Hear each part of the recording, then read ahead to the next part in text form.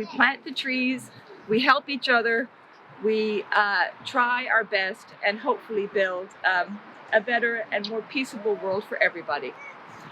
So what we're going to do in a few minutes is have a moment of silence, or almost silence, that's okay. And we're going to just sort of think about where and why we're here.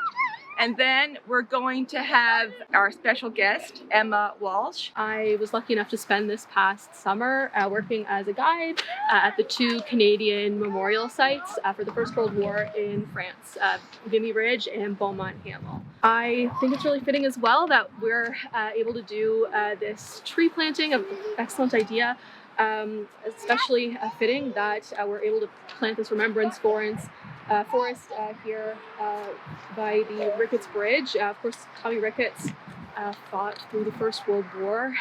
He enlisted just 2 months after the Battle of Beaumont, Hamel. Like many men at that time, he knew the sacrifice that was going into that decision.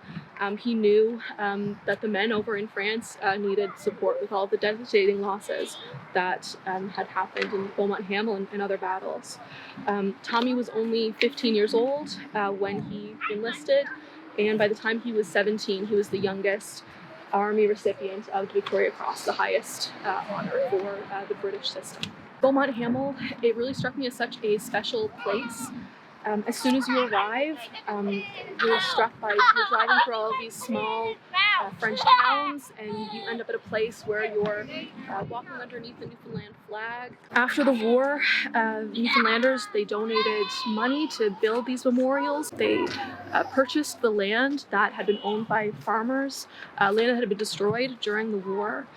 And what they did was all of that land that had been flattened during the war, they planted trees and shrubs, things that were native to here in Newfoundland. And it really makes that place feel really special. It makes it feel like home. I think it's an excellent idea that we're able to continue a tradition like that and build our own living memorial. So we're moving into the practical side of what we're doing today. So what we have are probably 50 people planting 2,866 trees. Yes! These were given to us from the province of Government of Newfoundland and Labrador, Department of Forest Resources. They are great supporters of Junior Forest Wardens, certainly, and have been sharing the trees for a long time. This year we have white spruce and black spruce, no pine. My name is Michael. I'm the resident tree planter. I planted this past season in Ontario. I planted about 100,000 trees in the season. So just a couple pointers. When you plant, it's about like creating a hole. So you just want to find a good spot with no rocks. Create a big enough hole that you can put the whole pod into and kind of get it down tight. You want the pod to not be exposed, so you want it to be completely underground, and you want the first roots on the stem of the tree to be above the ground. So it's just about finding that spot and the right depth of the hole. Other than that, it's spacing as well. When you plant a tree, take like 2 steps. It should be about 6 feet to plant another tree. All right, come on. What number are those?